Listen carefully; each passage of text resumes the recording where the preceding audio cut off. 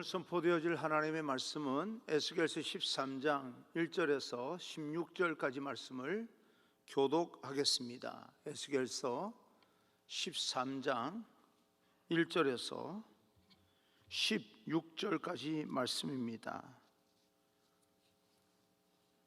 1165페이지에 있습니다. 교독합니다. 여호와의 말씀이 내게 임하여 이르시되 인자야, 너는 이스라엘에 예언하는 선지자들에게 경고하여 예언하되 자기 마음대로 예언하는 자에게 말하기를 너희는 여호와의 말씀을 들으라. 주 여호와의 말씀에 본 것이 없이 자기 심령을 따라 예언하는 어리석은 선지자에게 화가 있을진저.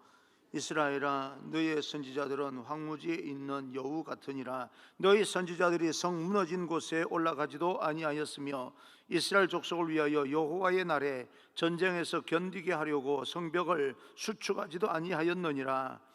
여호와께서 말씀하셨다고 하는 자들이 허탄한 것과 거짓된 점괘를 보며 사람들에게 그 말이 확실히 이루어지기를 바라게 하거니와 너희가 말하기는 여호와의 말씀이라 하여도 내가 말한 것이 아닌즉 어찌 허탄한 묵시를 보며 거짓된 점괘를 말한 것이 아니냐. 그러므로 주 여호와께서 이같이 말씀하셨느니라. 너희가 허탄한 것을 말하며 거짓된 것을 보았은즉 내가 너희를 치리라. 주 여호와의 말씀이니라.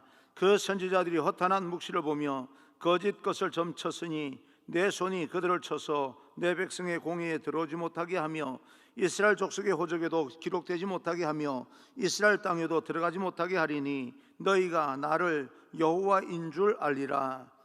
이렇게 칠 것은 그들이 내 백성을 유혹하여 평강이 없으나 평강이 있다 함이라. 어떤 사람이 담을 쌓을 때에 그들이 회치를 하는도다. 그러므로 너는 회칠한 자에게 이르기를 그것이 무너지리라. 폭우가 내리며 큰 우박덩이가 떨어지며 폭풍이 몰아치리니 그 담이 무너진즉 어떤 사람이 너희에게 말하기를 그것에 칠한 회가 어디 있느냐 하지 아니하겠느냐. 그러므로 나 주 여호와가 말하노라. 내가 분노하여 폭풍을 퍼붓고 내가 진노하여 폭우를 내리고 분노하여 큰 우박덩어리로 무너뜨리리라. 회칠한 담을 내가 이렇게 허물어서 땅에 넘어뜨리고 그 기초를 드러낼 것이라. 담이 무너진즉 너희가 그 가운데에서 망하리니 나를 여호와인 줄 알리라. 이와 같이 내가 내 노를 담과 회칠한 자에게 모두 이루고 또 너희에게 말하기를 담도 없어지고 칠한 자들도 없어졌다 하리니 이들은 예루살렘에 대하여 예언하기를 평강이 없으나 평강의 묵시를 보았다고 하는 이스라엘의 선지자들이니라. 주 여호와의 말씀이니라. 아멘. 우리의 앞뒤좌우 인사합니다. 축복합니다. 성령 충만하십시오. 인사합니다. 축복합니다. 성령 충만하십시오. 약속하지 않은 평안, 주님의 고난이라는 제목으로 여러분과 함께 에스겔에서 주시는 하나님의 말씀을 함께 듣겠습니다. 하나님의 놀라운 평강이 여러분에게, 하나님의 큰 은총이 여러분 가운데 가득가득 채워지기를 주님 이름으로 축복합니다. 사람들은 고난을 좋아하지 않습니다. 고난을 좋아하는 사람 단 한 사람도 없습니다. 저도 그렇고 여러분도 그렇고 세상 사람 중에 그 어느 누구도 고통당하는 것을 좋아할 사람이 없습니다. 그러나 우리 삶 가운데서는 우리가 원하든 원하지 않든 상관없이 고난이 있고 어려움이 반드시 있습니다. 고난이 없고 어려움이 없는 가정도 없습니다. 어느 가정이든 나름대로 힘들고 어렵습니다. 저 가정은 우리보다 좀 더 낫지 않겠느냐라고 생각하는 것은 여러분 나름대로 해석할 뿐이지 어느 가정이고 또 들여다보게 되면 그 나름대로 힘들고 어려운 그런 어떤 부분들이 참 많이 있습니다.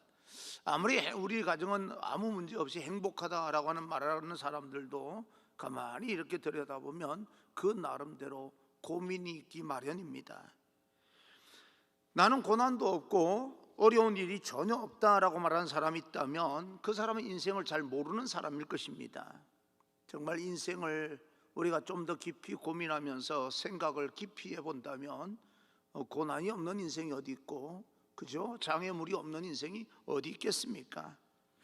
그러면 고난이 오고 고통이 오고 어려움이 올 때 그 고난을 통하여서 말씀하시는 하나님의 손길을 우리는 또 깊이 받아들이게 될 때 그 고난과 고통을 통해서 어려움을 통해서 우리가 더 성장하게 되고 그것이 통로가 되어서 역설적으로 하나님의 축복을 받게 됩니다.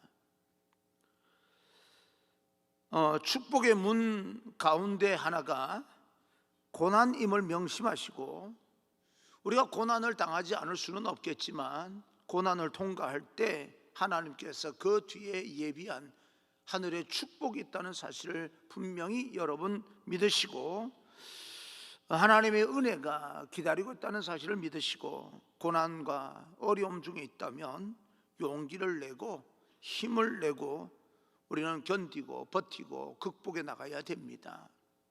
어떤 어려움이 계속 지속되다 보면 어느 정도 견디는 힘이 있습니다. 그걸 내공이라고 이야기합니다. 그런데 그 자기가 가지고 있는 내적 힘이 다 소진되었을 때, 탈진되었을 때부터는 여러 가지 문제가 발생이 될 때 그것을 견뎌낼 수가 없게 됩니다. 어쩌면 우리가 생각할 때 코로나 바이러스가 1년 이상 이렇게 계속 지속되면서 나름대로 괜찮아요 견디고 버티는 사람도 있는가 하면, 또 더 그 가운데서 아무 일 없이 넘기는 사람이 있는가 하면, 대부분 사람들은, 또 어느 부류의 사람들은 이제는 견딜 힘들이 다 소진되어지고 힘들고 어려운 순간순간 어느 계기가 마련만 되면요 폭발될 만한 그런 어떤 시기에 임계점에 와 있다, 그렇게 생각할 수도 있겠습니다. 그래서 사람들이 지금 굉장히 예민해져 있는 것이 사실이다, 그렇게 볼 수가 있습니다. 저도 설교할 때 여러분에게 소망이 되는 그런 말씀을 주려고 노력하지만 점점 더 이 임계점이 이제 한계점이 다가오는 것이 느껴질 때마다 어떻게 말씀을 선포해야 될까, 어떻게 하면 또 그 마음을 열어서 내적 힘을 또 다시 비추가는 그런 말씀이 될까라고 하는데 굉장히 많이 고민을 하고 있습니다. 여러분들 나름대로는 이래 그래도 견딜 만합니다 라고 말하는 사람이 있는가 하면, 어떤 사람은 목사님 한계점에 와 있습니다, 어떤 사람은 벗어났습니다, 이제는 탈진이 왔습니다 하는 사람도 있을 것입니다. 그만큼 우리는 서로 예민해 있다는 사실을 알고 서로 존중하고 배려할 수 있는 그런 시간들이 되기를 바랍니다. 하나님께서 에스겔을 통해서 이스라엘의 예언자들에게 경고하라라고 말씀하십니다. 이스라엘의 예언자들이 하나님의 음성을 잘 듣고 하나님의 계시를 정확하게 백성들에게 전해야 하는데도 불구하고 보지 않은 것을 자기 생각대로 자기가 해석하여서 전한다든지, 하나님의 뜻과는 전혀 반대되는 자기의 이권과 배부름과 이익을 위해서 하나님의 말씀을 변질하여서 왜곡하여서 전한다든지, 또 하나님의 말씀을 이용한다든지, 그런 어떤 거짓 예언자들, 거짓 선지자들에 대한 엄중한 하나님의 심판의 내용을 오늘 또 에스겔 선지자를 통해서 우리에게 전달하고 있습니다. 3절입니다. 3절, 주 여호와의 말씀에 본 것이 없이 자기 심령을 따라 예언하는 어리석은 선지자에게 화가 있을진저. 본 적이 없이 자기 심령에 따라서 예언하는 자, 하나님의 화가 임한다. 그러니까 하나님께서 말씀하지도 아니하시고 하나님의 뜻도 아닌데도 불구하고 마치 자기가 하나님의 뜻을 전달하는 것처럼 말하는 사람에게 화가 있을진저, 그렇게 이야기를 합니다. 우리는 영적인 부분을요 함부로 하면 안 됩니다. 하나님 앞에 더 많이 기도하면 하나님께서 분명히 음성을 들려주실 것입니다. 그래서 가만히 생각하면 내 이익을 위해서 어떤 교회를 이용한다거나 내가 어떤 취할 것이 있기 때문에 그것을 취하기 위해서 왜곡되게 전달한다거나, 그런 사람들은 화가 있을진저 이야기합니다. 하나님의 계시를 받은 것도 아닌데, 하나님의 음성을 들은 것도 아닌데, 하나님의 말씀의 뜻을 깨달은 것도 아닌데 자기의 생각과 경험과 자기 마음에 있는 것을 함부로 이야기하면서 자기 생각을 관철시키려고 하는 자에게 화가 있을진저, 그렇게 해석해도 됩니다. 그러니까 하나님의 음성을 그러면 목사님, 하나님의 음성을 어떻게 듣습니까? 하나님의 계시를 어떻게 우리는 알 수 있습니까? 어떻게 우리가 하나님의 그 어떤 주시는 그 뜻을 볼 수가 있습니까? 라고 묻는다면 하나님께서 성경을 통해서 얼마든지 말씀하고 있습니다. 그래서 우리는 좀 더 깊이 기도하면서 하나님의 뜻을 분별할 수 있는 영적인 통찰력과 예민함이 반드시 있어야 됩니다. 특히 지도자라고 일컬어지는 사람들에게는 반드시 필요합니다. 6절입니다. 6절, 여호와께서 말씀하셨다고 하는 자들이 허탄한 것과 거짓된 점괘를 보며 사람들에게 그 말이 확실히 이루어지기를 바라게 하거니와 그들은 여호와가 보낸 자가 아니라, 하나님의 뜻보다는, 자기의 생각을 하나님의 생각보다는 자기 마음대로, 하나님의 계획보다는 자기 편리함에 따라서 이야기하는 거짓 선지자들에게 하나님께서는 화가 있다, 어리석다라고 말하면서 그것은 내가 보낸 자가 아니다, 그렇게 이야기를 합니다. 그래서 우리가 교회에서 어떤 이 결정을 한다든지 우리가 모여서 함께 결정을 하더라도 과정이 정확해야 됩니다.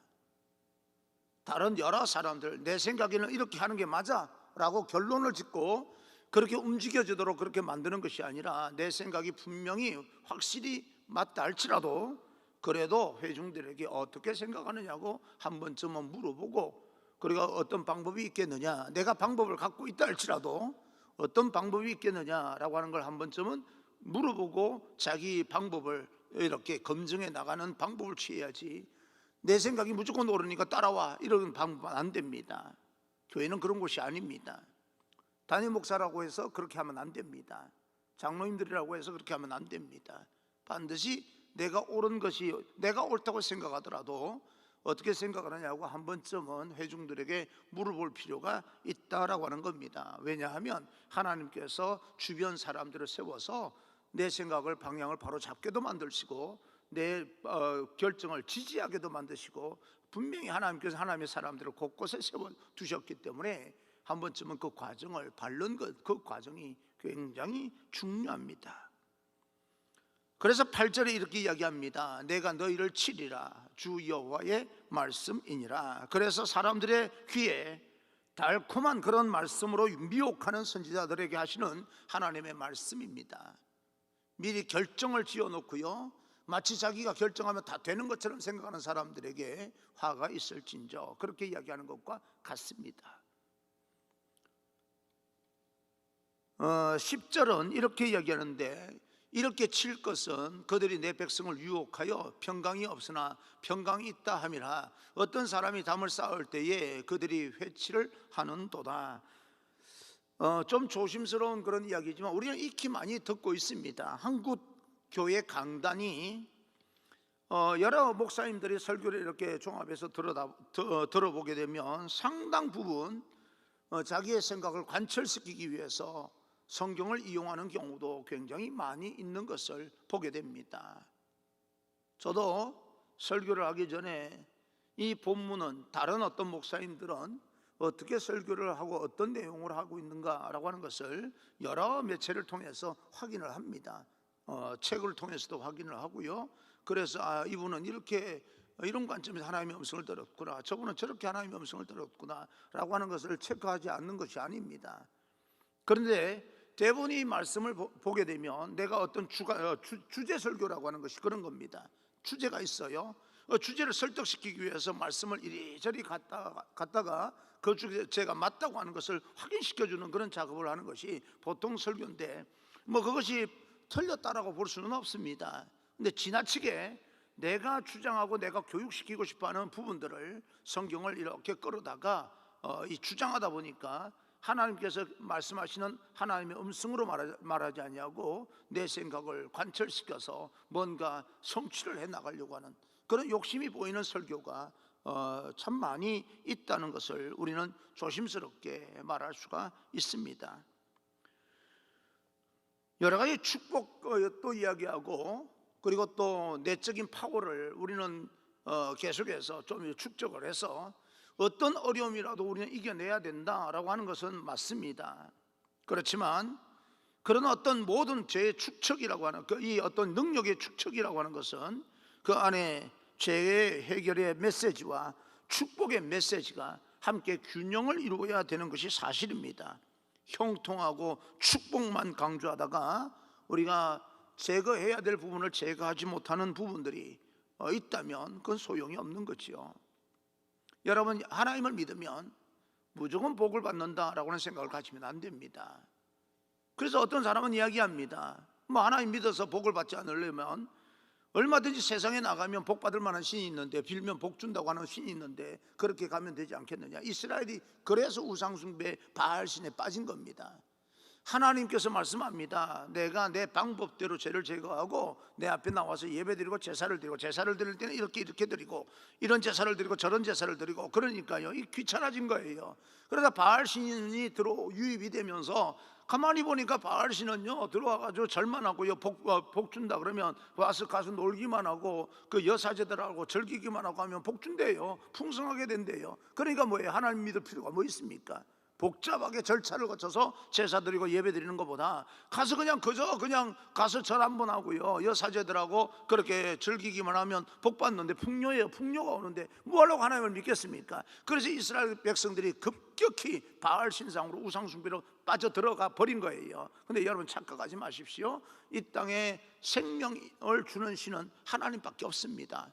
살아계신 신이 하나님밖에 없다는 거예요. 그러니까 하나님께서 이렇게 여러 가지 통로를 통해서 내가 복을 줄 테니, 축복해 줄 테니, 형통하게 해 줄 테니 이것 이렇게 내 마음에 맞게끔 제거했으면 좋겠다라고 말하면요 그렇게 해야 됩니다. 그것을 고스란히 제거해버려, 듣기 싫으니까 고스란히 제거해버리고 결과만 이야기를 했다가는 그것이 주어지지 않으니까 말이에요. 하나님이 말한 거 우리가 예수님을 믿을 필요가 뭐 있겠느냐. 아니, 하나님께서 이렇게까지 개입해 주지 않냐고, 이렇게까지 하나님께서 터치해 주지 않으면, 하나님께서 이런 것까지 우리에게 와서 해결해 주지 않는다면 우리가 하나님 믿을 필요가 뭐 있겠느냐라고 이야기를 하는데요, 사실은 하나님께서 그 문제를 해결하기 전에 너가 먼저 해결할 것이 있다, 그렇게 말씀하시는 경우가 있다는 겁니다. 마지막 심판보다는 현실 속에서 하나님의 은혜를 강조하다 보니까 값싼 은혜가 되었다라고 탄식하는 사람도 있습니다. 그러나 우리가 분명히 알아야 될 것은 살아가는 그 생의 이 과정도 중요하지만 마지막에는 하나님의 심판대 앞에 서야 된다는 사실도 우리는 분명히 알고 살아야 됩니다. 물론 하나님의 마음이 사랑입니다. 하나님의 마음이 은혜입니다. 그리고 하나님은 우리가 이 땅에서 하늘의 복을 받아 잘 살기를 바라는 분이 분명합니다. 그 하나님께서 여러분에게, 저에게 복을 주실 겁니다. 하나님께서 우리 교회에 부흥을 주실 겁니다. 그러나 하나님께서 교회의 부흥을 이루기 위해서는 반드시 우리 교회가 해야 될 것이 있다는 이야기입니다. 하나님 보시기에 기쁜 그런 예배를 드려야 부흥이 된다는 것입니다. 우리의 죄에 대해서 하나님은 그냥 넘기시는 분이 아닙니다. 그래서 하나님의 하늘의 축복과 내가 해결해야 될 그런 부분들이 균형을 잘 맞춰 나가야 됩니다. 그래서 교회는 그럼에도 불구하고 경고할 것을 경고하고 돌이켜야 할 것은 돌이키게 만드는 것이 중요합니다. 그래야 내 안에 하나님의 능력이 쌓이기 때문에 그렇습니다. 하나님께서 우리에게 또 나에게 주시는 말씀의 내용이 고난이라 할지라도 그 고난의 원인과 이유와 목적을 생각해보고, 그리고 그 고난을 통하여서 하나님께 더 가까이 나아가게 된다면 그 고난은 분명히 축복의 통로가 될 것입니다. 나는 소망합니다. 그리고 기도하면서 기다립니다. 이 코로나 바이러스가 결국엔 하나님, 이 한국 교회, 전 세계 교회에 아름다운 하나님의 축복의 열매로 나타나는 고난의 통로인 것을 믿고 우리는 기도하면서 기다려야 됩니다. 너무 힘들고 어려운 사람들이 있는데 마음이 참 아픈 거죠. 하나님께서 우리에게, 나에게 주시는 말씀이요 반드시 축복일 수는 없습니다. 듣기 싫은 부담스러운 말씀일 수도 있습니다. 그러나 그것을 통하여서 우리 안에 있는 그릇이 그 축복받아야 될 그릇이요 깨끗해진다면 우리는 듣고 또 깨끗하게 우리는 설거지하는 그런 죄를 제거하는 그런 노력도 해야 될 것입니다. 내가 형통하고 부유하고 건강한 모든 것을 지금 소유하고 있다 할지라도 하나님의 존재에 대해서 느끼지 못하고 하나님의 사랑을 깨닫지 못하고 하나님의 은혜에 기여하지 못하고 우리는 교만해져 있다면 우리가 가진 그 모든 풍성함은 축복이 아니라 우리 인생을 망가뜨리는 도구가 될 것입니다. 거짓 예언자들이 하나님의 계시를 들은 것도 본 것도 깨달은 것도 아니면서 자기의 생각대로 말하면서 하나님의 이름을 도용할 때 사람들은 듣기가 좋지요. 언젠가는 축복이 임할 것이다 그러면서 축복하면 사람들은 마치 금방 축복받을 것처럼 듣기는 굉장히 좋습니다. 그런데 하나님께서 말씀합니다. 아닌 것을 아니라고 말하지 않는 너희들에게 죄가 화가 있을진저 이야기합니다. 아닌 것은 아니라고 말해주라는 거예요. 얼렁뚱땅 하나님의 말씀만큼은 얼렁뚱땅 넘어가서는 안 된다라고 말씀하고 있는데요. 그래서 우리에게는 두 가지가 필요합니다. 우리가 아무리 힘들고 어려워도 우리는 두 가지 정도는 기억하고 살아야 됩니다. 첫째로는 하나님의 말씀을 우리는 잘 분별할 수 있는 영적인 지혜가 있어야 됩니다. 예민함이 있어야 되고 통찰력이 있어야 됩니다. 왜냐하면 거기서 하나님께서 우리 이 시대를 통해서 우리에게 주시는 말씀이 의미가 무엇인지를 깨달아야 되기 때문에 그렇습니다. 그리고 두 번째로는 그 말씀대로 순종하는 결단이 필요합니다. 아무리 힘들고 어려워도 결단이 필요한 거지요. 하나님이 나에게 주시는 그 예언을 내 느낌이나 감동으로 깨닫는 것이 아니라 하나님의 기록된 말씀으로 점검하면서 또 그 주시는 하나님의 말씀이 내가 추구하는 모든 것들과 방향이 올바른지를 점검하면서 나가려면 우리는 다시 한번 하나님의 지혜가 필요하고요, 말씀을 깨닫는 통찰력이 필요하고요, 그 말씀에 아닌 것처럼 느껴져도 순종할 수 있는 결단이 필요한 겁니다. 여호수아가 여리고성을 점령하게 될 때 그들도 사람인데요, 눈으로 보이는 그 여리고성이 초롱성과 같은 여리고성을 점령하기 위해서는 그들도 나름대로 계획을 세우지 않았겠습니까? 주변에 참모들을 모아놓고요, 이렇게 초롱성 같은 이런 어떤 여리고성을 우리 힘으로 어떻게 되겠느냐, 이건 가능하지 않지 않겠느냐. 그래서 만약에 이것을 하나님께서 우리에게 붙이셨다면 우리는 어떻게 해야 되겠느냐, 잠입을 해서 상하 동네 성을 살피고 이런저런 전략을 세우지 않았겠어요? 무턱대고 기다리지는 않았을 겁니다. 나름대로 자기들이 그 여리고성을 점령할 수 있는 방법을, 전략을 세우기 위해서 밤잠 자지 아니하고 고뇌하고 또 나름대로 의견을 내고 했을 겁니다. 그래 어느 정도 이렇게 고민하면서 의견을 내고 있는데 느닷없이 천사가 나타나가 말입니다. 하루에 한 바퀴 여리고성 돌아라고만 하는 거예요. 이게 여러분 순종하기가 그렇게 쉬운 게 아닙니다. 우리는 결과론적으로 봤을 때 여리고성 하루에 한 바퀴 돌고요, 마지막 날 7바퀴를 돌면 여리고성이 무너졌다는데 이거 순종해서 무너졌다, 순종이 하나님의 말씀에 순종하는 게 축복이다 라고 하는 것을 설교하기는 쉽고 듣기는 쉬운데요, 실질적으로 현실 속에서 우리가 그 하루에 한 바퀴 돌고 마지막 날 7바퀴 도는데 여리고성이 무너진다? 이게 가능하겠어요?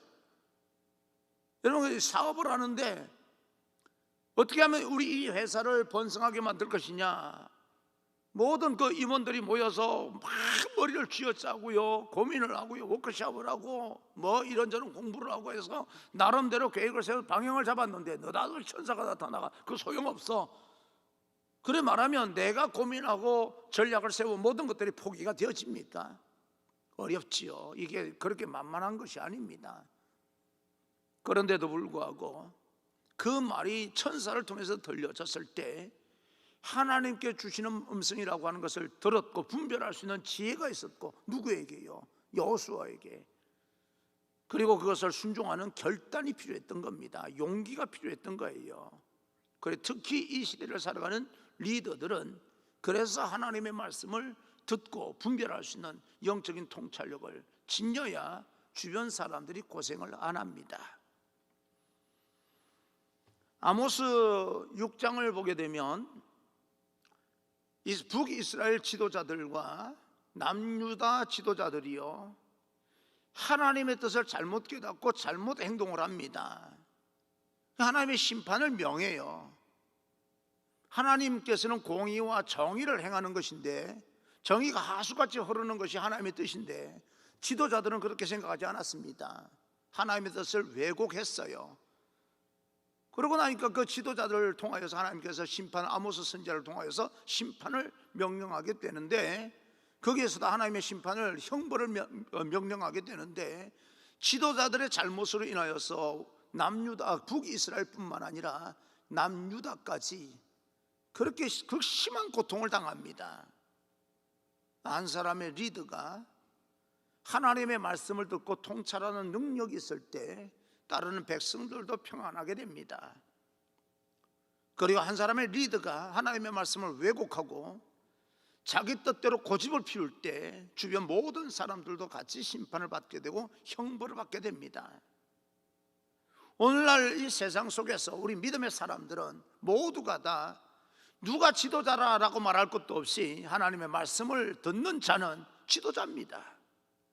여러분들이 지도자입니다. 여러분들이 나름대로 여러분 삶의 자리에서 하나님의 말씀을 왜곡하지 않냐고 그대로 듣고 통찰력을 가지고 세상을 변화시켜야 될 하나님의 거룩한 백성들입니다. 여러분 한 사람이 잘못 판단함으로 인하여서, 잘못 행동함으로 인하여서 주변 모든 사람들, 모든 백성들이 고통을 당할 수 있다는 사실을 깨닫고, 우리 하나님의 말씀이 들려올 때 제대로 해석할 수 있는 영적인 통찰력이 우리에게도 필요하다라고 하는 것입니다. 그래서 우리가 이 시대를 분별할 수 있는 영적 예민함을 위해서 우리는 더 많이 기도해야 됩니다. 우리가 하나님의 말씀을 분별하는 기준 가운데 하나는 내가 하고 싶은 것, 내가 좋아하는 것, 즐거워하는 것, 기뻐하는 것보다는 고민이 되고 어렵고 결단하기는 해야 되는데 마음에 내키지 않는다 할지라도 하나님의 말씀이라면 마치 좁은 문으로 들어가야 되는 결단이 필요할 때가 지금입니다.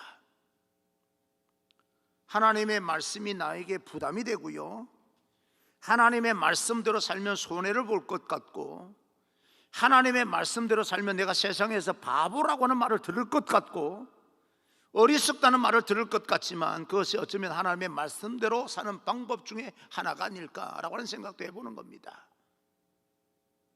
내가 편리하게 생각을 하고 내가 세상 사람들에게 좋은 소리만 듣기를 원하고 하는 것이 정말 하나님의 뜻일까? 라고 하는 그런 어떤 부분들도 성경을 통해서 우리는 좀 더 깊이 있게 점검할 필요가 있습니다. 회칠한 무덤이라고 하는 표현이 나옵니다. 겉은 아름답고 멋있어 보이지만 그 속에는 썩은 송장 냄새가 나는 것, 겉은 초라해도 하나님의 말씀 가운데 그 안에 내용이 하나님의 뜻을 기뻐하는 그런 내용으로 우리가 선택하게 될 때 더 아름다운 하나님의 나라가 우리를 통해서 세워지지 않겠습니까? 그래서 14절입니다. 14절, 회칠한 담을 내가 이렇게 허물어서 땅에 넘어뜨리고 그 기초를 드러낼 것이라. 담이 무너진 즉 너희가 그 가운데에서 망하리니 나를 여호와인 줄 알리라. 거짓 예언자들이 하나님의 계시가 아니라 자기 생각대로 말하고 감은 이슬로 백성들을 미혹하게 될 때 우리는 정확하게 깨달아야 됩니다. 그래서 교회에서 여러분 좀 죄송하고 좀 역설적이지만 들려올 때요, 그냥 생각 없이 아멘 하지 마세요. 여러분들 공부해야 됩니다. 생각 없이 아멘 하는 것이 그것처럼 위험한 일이 없어요. 하나님의 말씀에 아멘 하셔야 됩니다. 그런데 오늘 한국 교회는 막 생각 없이 아멘 하는 것처럼 느껴질 때도 있어요. 이럴 때가 정말 아멘 할 때인가 싶기도 하는 때가 있습니다. 아멘 하면 굉장히 신앙이 좋은 것 같고 순종 잘하는 것처럼 보이지만 우리는 생각하고 살아야 됩니다. 적어도 여러분들은요, 리더격인 사람이기 때문에 그렇습니다. 여러분이 이끄는 대로 백성들이 끌려오기 때문에, 따르기 때문에 그렇습니다. 리더는요, 함부로 판단하는 게 아닙니다. 생각하고 판단해야 되는 거지요. 제가 이렇게 여러분에게 수요 설교를 통해서 말씀드리는 것은 여러분들이 어느 정도 이 땅에 리더 역할을 해야 될 사람이기 때문에, 하고 있는 사람들이기 때문에 우리 생각하면서 고민하자라고 하는 의미에서 말씀드리는 겁니다. 다음에 기초는 부실한데요, 거기에다가 회를 칠해서 훌륭하고 멋있게 보이려고 하지만 하나님은 그것을 무너뜨리겠다라고 말씀하십니다. 거짓 예언자들을 하나님께서 심판하시면서 공의에도 들어오지 못하게 만들고 호적에도 기록되지 못하게 하겠다 엄중히 말씀합니다. 9절입니다. 9절, 그 선지자들이 허탄한 묵시를 보며 거짓 것을 점쳤으니 내 손이 그들을 쳐서 내 백성의 공회에 들어오지 못하게 하며 이스라엘 족속의 호적에도 기록되지 못하게 하며 이스라엘 땅에도 들어오지 못하게 하리니 너희가 나를 여호와인 줄 알리라. 공회도 들어오지 못하게 하겠다라고 하는 것은 지도청의 모임입니다. 리더가 되지 못하게 만들고 하나님의 백성에서, 호적에서도 제외해버리겠다. 엄중한 경고의 말씀입니다. 내가 믿음으로 구원받아서 생명책에 내 이름이 기록되었다라고 하는 것으로 안심하시면 안 됩니다. 그들이 말하는 거짓된 평강과 모습들은 회를 칠한 담과 같은데 하나님께서 그 담을 허물게 하고 무너뜨리고 그들을 망하게 하겠다. 하나님께서, 우리는 그렇게 생각합니다. 하나님께서 사랑의 하나님이신데 어쩌면 이런 표현을 할까? 어떤 사람은 그렇게 말하는 사람이 있습니까? 그런데요, 성경을 앞뒤 좌우 좀 더 깊이 읽어보면요, 오죽했으면 그런 생각이 들 때가 있어요. 정말 우리가 생각할 때 사랑의 하나님이시고 하나님 앞에 나와서 회개하면 언제든지 고치시고 돌이키게 만들어서 축복해 주시는 하나님을 알고 있는데, 하나님께서 이렇게까지 엄중하게 단어를 쓰면서 말씀하실 때는요, 사랑이 우리보다 부족해서가 아니고 이스라엘 백성들의 그 모든 삶의 모습이 오죽했으면 그런 생각이 듭니다. 사랑하는 성도 여러분, 우리도 너무 멋있어 보이는 겉모습과 미사어구에 말만 번지르르하게 하는 데에 우리 마음이 빼앗기지 않았으면 좋겠습니다. 히브리서 13장에서 보게 되면 그 마지막 결과를 보고 그 사람의 말을 평가하라라고 하는 말씀처럼, 내가 너를 열매를 보아 알겠다라고 하는 말씀처럼 우리가 하나님의 말씀을 잘 분별하고 그 말씀 가운데 어떤 것이 하나님의 뜻인지 우리는 분명히 찾을 필요가 있고 분별할 필요가 있습니다. 우리를 말씀으로 인도하는 종교 지도자들, 교회 리더십들도 마찬가지고, 우리 자기 자신에 대해서 말씀을 듣는 여러분들 한 사람 한 사람도 하나님의 말씀을 정확하게 좀 분별하고, 그 하나님의 말씀, 분별된 그 하나님의 말씀이 여러분 삶 가운데 분명히 능력이 될 것입니다. 현실의 모든 고통을 극복할 수 있는 대단한 큰 힘이 됩니다. 겉이 화려하다고 마음 함부로 빼앗기지 마시고, 겉으로 화려한 타이틀 때문에 속지 않기를 바라고, 우리 교회가 또 다른 교회보다 좀 더 이 멋있고 아름다운 그런 모습 때문에 내가 이런 교회에 속해 있는 것이 내가 다른 사람들보다 훨씬 더 영적인 것이 아니냐라고 하는데, 여러분 초점을 맞추지 마시고 정말 그렇게 겉으로 멋있는 교회에서 신앙생활을 하는 여러분들이라면 그 겉이 멋있는 것처럼 여러분들도 멋있고 거룩한 하나님의 백성이 되기 위해서 하나님 앞에 더 하늘의 지혜를 위해서 기도해야 될 것입니다. 교회 머리 대신 교회의 주인 되시는 예수 그리스도, 주님이 우리의 주인이 되시고 하나님 우리의 목자가 되십니다. 그 주님의 말씀으로만, 그 하나님 한 분으로만 우리는 만족합니다 라고 고백할 수 있는 그런 하나님의 백성이 되기를 간절히 소망합니다. 명심하십시오. 하나님밖에 없습니다. 피할 길이 없어요. 다른 그렇게 이렇게 말하면 하나님께서 너무 좀 강하게 말씀하셔서 마음에 부담이 된다, 그러면 나는 다른 데 찾아갈 길이 있느냐? 없습니다. 살 길이 없어요. 하나님 밖에 살 길이 없습니다. 그렇게 여러분 여기셔야 돼요. 그러니까 부담이 되더라도 듣고 그 자리에서 살아남아야 됩니다. 혹시 하나님 외에 다른 신이 있을까? 좀 더 마음 편하게 부담 없이 믿을 수 있는 신이 있을까? 이리 기웃거리고 저리 기웃거려도 소용없습니다. 이거 하나만큼은 장담할 수 있어요. 하나님밖에 없습니다. 그래서 하나님으로 인해서 우리는 극복해야 됩니다. 그 능력으로 우리는 살아가야 됩니다. 교회에서 혹시 부담이 되더라도 하나님 곁을 떠나면 안 됩니다. 여러분 보시기에 교회가 여러분 생각했던 이상적인 교회가 아니라 할지라도 여러분 믿음을 저버리면 안 됩니다. 보이는 현상과 하나님과는 전혀 다를 수 있습니다. 그리고 또 한 가지, 여러분이 그렇게 만약에 생각한다면 세상 사람들에게 여러분 한 사람 한 사람이 하나님 살아계신다는 것을 어떤 상황 가운데서든 보여드려야 됩니다. 우리는 그런 사명을 가지고 살아야 됩니다. 그래서 우리는요, 이 코로나 팬데믹 시대에 무너질 수 있는 여러 가지 이유가 있지만 무너질 수 없는 이유가요, 그럼에도 불구하고 우리를 통해서 하나님 보여드려야 되기 때문에 그렇습니다. 우리를 통해 하나님의 영광이 드러나야 되기 때문에 우리 무너질 수가 없습니다. 순간순간 여러분 마음이 힘들고 어렵더라도 하나님 앞에 기도하십시오. 하나님, 그래도 나는 무너질 수가 없습니다. 내가 비틀거리면서 한 걸음 한 걸음 살아가더라도 나를 통해 하나님 살아계신다는 걸 세상 사람들이 일부러 알게 만들기 위해서 신앙생활을 하는 건 아니지만 그래서 세상 사람들이 보고 그것을 느낄 수 있겠기에 내가 함부로 무너질 수 없습니다. 그런 결단으로 여러분 믿음의 자리를 지켜나갈 수 있기를, 의연히 서서 한 걸음 한 걸음 걸어 나갈 수 있기를 주님 이름으로 축복합니다.